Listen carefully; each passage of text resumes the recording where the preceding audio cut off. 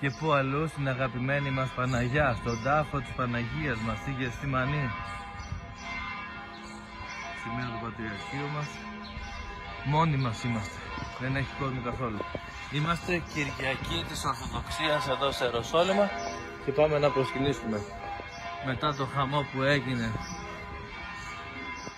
στις 7 Οκτωβρίου ξαναρχόμαστε. Είμαστε οι πρώτοι που ερχόμαστε ίσως με 4 γυναίκες. Δόξα στον Θεό. Και πάμε να προσκυνήσουμε τον τάφο της Παναγιάς μας.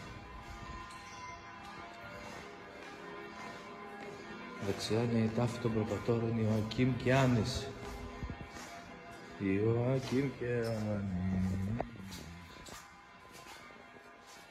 Η κίνηση της Αγίας Άννης.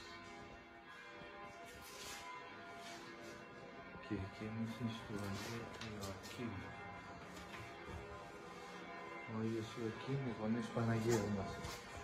Και εδώ είναι ο Άγιος Ιωσήφ ο Μνήστορ. Ιωσήφ.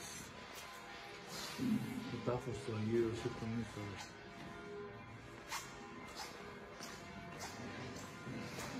Και κατεβαίνουμε προς τον τάφο της Παναγίας μας. Είστε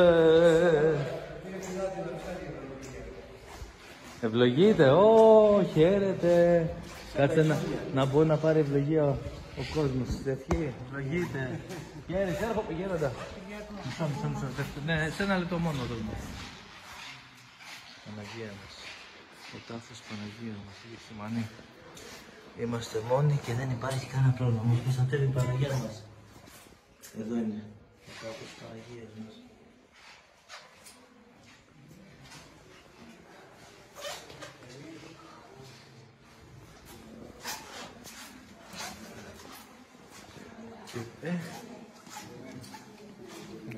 Ευλογείτε.